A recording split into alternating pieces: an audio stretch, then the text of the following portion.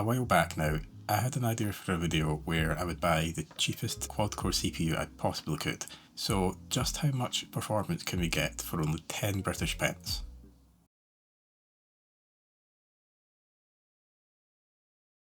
So when I'm buying things for the channel, I get most of the parts from CEX, a second-hand shop here in the UK, but what I normally do is sort by absolute cheapest and buy whatever comes up. So what we actually ended up going with was an i5 2400S.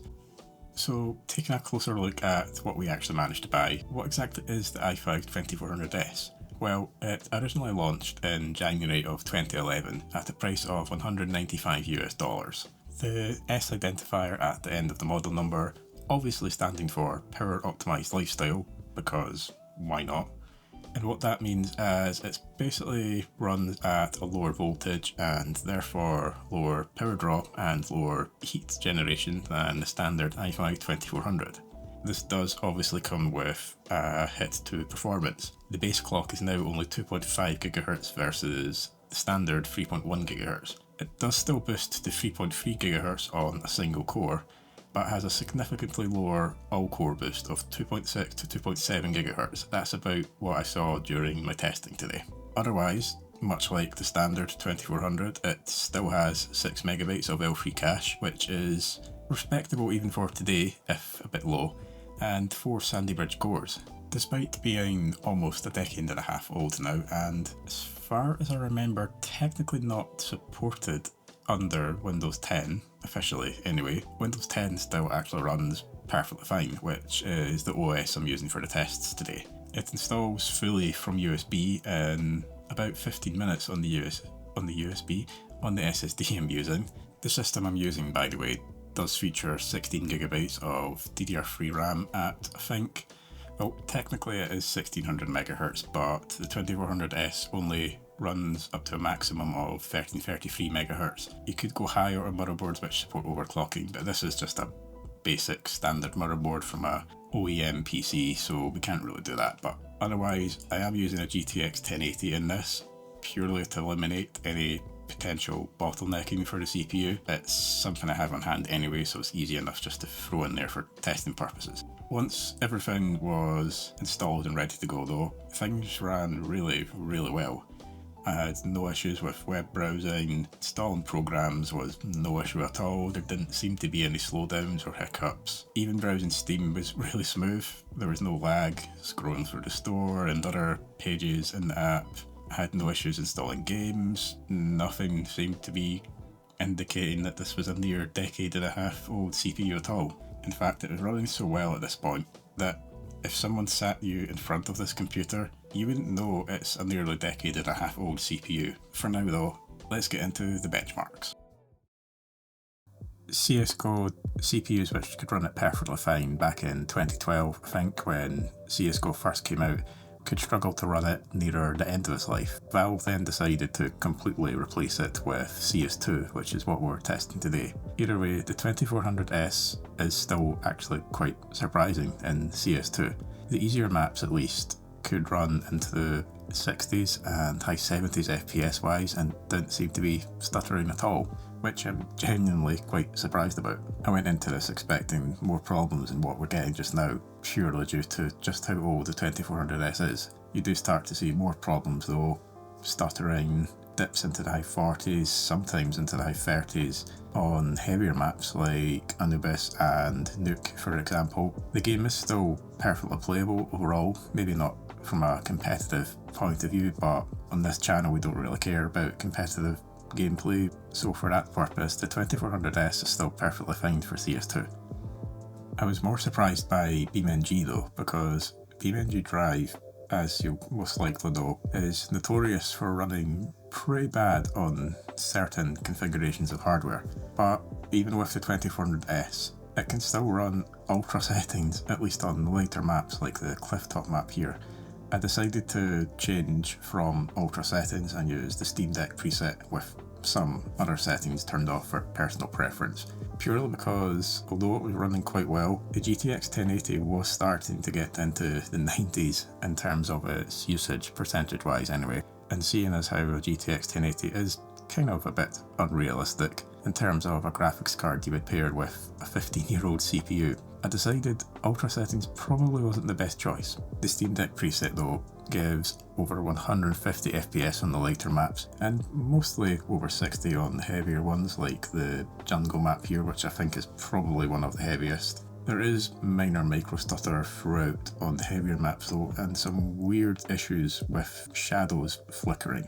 I played around with the settings for quite a while actually, trying to figure out exactly what was causing this, but none of the settings seems to be causing the flickering shadows, and it's not something I've seen on any other bit of hardware I've tested, so I'm not actually sure what's going on there. Generally though, it's a pretty decent experience on the 2400S. It does start to show its age though when you're trying to load in a new car. Loading in initially for the first time, perfectly fine, no issues there. But it's when you start to load in a new car, it does start to really struggle with that. It takes about 10 seconds or so for a new car to actually load in, and then you need to end up waiting for all the scenery, the different textures and objects to render in as well. I think considering we only spent 10 pence on this processor, we can probably forgive it for that. GTA 5 did turn out to be harder to run than the previous two games. The game automatically loaded in with a mix of high and very high settings. At first I did think that was a bit too much, so played about with turning the settings down, even running them as low as I could at 1080p. And the problems didn't go away, it was still stuttering just as much, if not a little bit more actually, so we stuck with the mix of high and very high settings for the test. And with that we managed to average 48 FPS. The stuttering is noticeable throughout though, not to the point where it makes the game unenjoyable or unplayable, but it is noticeable. It is less noticeable in the areas where you would expect it to be, like the highway, where there's less going on, so less work for the CPU to do, so you tend to notice less stuttering in areas like that. I didn't test online play though, so you could probably expect slightly worse performance there, especially when you get onto lobbies with over 16 players where the game's netcode just completely falls apart. But for single player at least, the game is generally still quite playable, even on the near 15-year-old 2400S.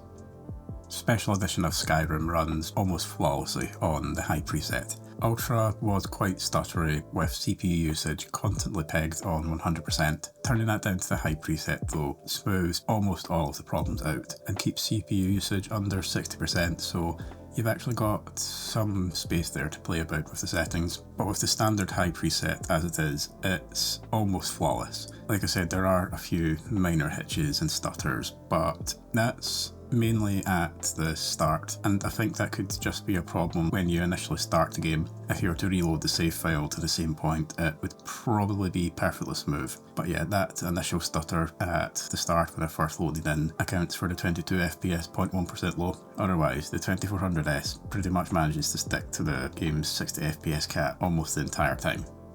So to finish off the test for today is probably the most surprising game in terms of what the 2400S actually managed to do, and that's the next gen version of The Witcher 3. Yes, it was technically quite stuttery throughout, despite managing an average of 68 FPS, and that's even on the lowest settings at 1080p. Medium I tried initially, but that was actually even worse in terms of stutter and wasn't a comfortable experience at all. Low is still stuttery as I was saying, but it's kind of, you could put up with it if you're wanting to play the game. But considering we only spent 10 pence on this, I wasn't exactly expecting smooth performance anyway. Just the very fact that the 2400S, a near decade and a half old CPU, can even launch the game, let alone run it to a mostly playable level, is pretty amazing. But while it's all well and good showing you how it performs in games, a lot of people might just want to know what the i5 2400S is actually like to use in, well, for real basically. So we're going to do a little live usage demonstration from the startup, which I thought would probably be best because that's what most people would be doing. Don't many people leave their computers running permanently. I know some do, but yeah. But yeah, it's more than quick enough to boot. We're already in Windows. Let's wait for the card to pass. It's more than quick enough to boot. We're already into Windows.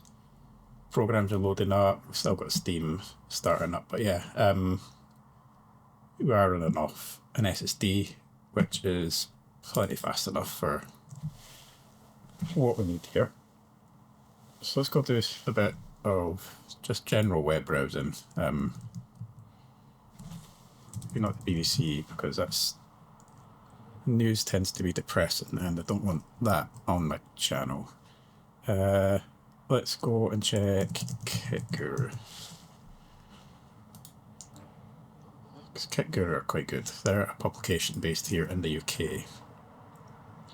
But yeah, as you can see, it will load it up perfectly fast enough. Let's click on a few things. Web browsing is running quite fast. Check out some videos on YouTube. I'm actually quite amazed how fast this is going, and I've been testing this for a couple of weeks now. Let's go look for a video on my channel. There I am. That is genuinely the hair I used to have, which, yeah, it's such a stark contrast to what the hair I have now. But yeah, I'm kind of digressing there. But yeah, browsing around YouTube is pretty good. Into one of my videos, mute it before it starts to, yeah, I need to sit through the advert. Yeah, I have it muted so I don't hear myself twice. Resolutions is at 720. We can. Now, the thing with YouTube is it uses the GPU to decode the video, so yeah, 2400S doesn't really have much of a say. That's probably not the right term. Much to do here, yeah. Doesn't really have much to do here. So as long as you have a half decent GPU, it's things like YouTube are going to be perfectly fine. If we have any problems with 4K here, it's probably going to be my internet, because I am filming this out in the garage using power line adapters to get the internet out here. But yeah, still no issue with 4K 60 YouTube. It's taking a bit of time to buffer and load, but that's my internet rather than the chip. No frames dropped, which is pretty good. So we're doing pretty good for web browsing. I don't have any videos I can launch locally. Let's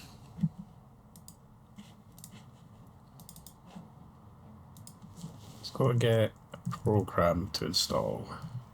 Hardware info. It's always a good one to have.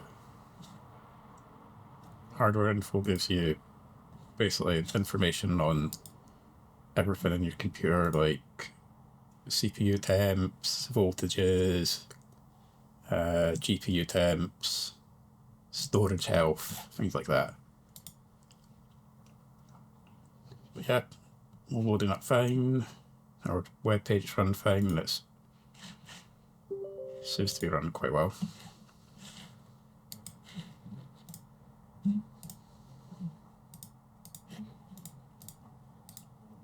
One thing you'll find with this is that installing programs is generally quite fast. You don't really, like, you wouldn't be able to sit down and use this and without knowing what's in it and know that it is, how old is it? 2400S now? 2011. 2011 was Sandy Bridge, so 14 years old. You wouldn't be able to sit down if someone hadn't told you what was in this before and know that it was a 14-year-old CPU.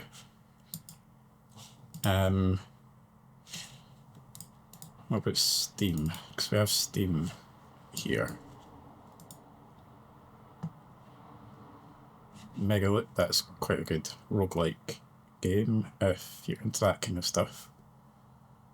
In general, just pick any game here. Just, yeah, why not? Browsing Steam, absolutely no issues. I'll probably pause that download because that's going to take up all my internet bandwidth for this. Pause. But yeah, as you can see, browsing the store, there's absolutely no issues.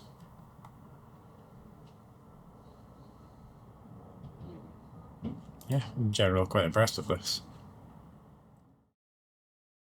So, in conclusion then, the 2400S, especially considering it only cost me 10 pence, is an absolute bargain today. This video initially started out with an idea of just buying the cheapest possible quad-core CPU that I could find, which I also had a motherboard to actually use with, and it turned more into a video on just how well Sandy Bridge as an architecture is still hanging on today. The 2500K would be probably the most iconic example of the Sandy Bridge architecture, but the 2400S, especially for the price you pay for it, is still a fantastic CPU for a budget gaming system. It's perfectly capable of even mostly playable performance in some relatively modern games. It's quite funny actually, because 2400S, probably the most of Sandy Bridge nowadays actually, something that is essentially worthless, something we consider to be worthless, is still capable of providing the performance we actually saw in the video today, and it really shows just how iconic an architecture Sandy Bridge was. But that's going to be all for today, so if you enjoyed the video,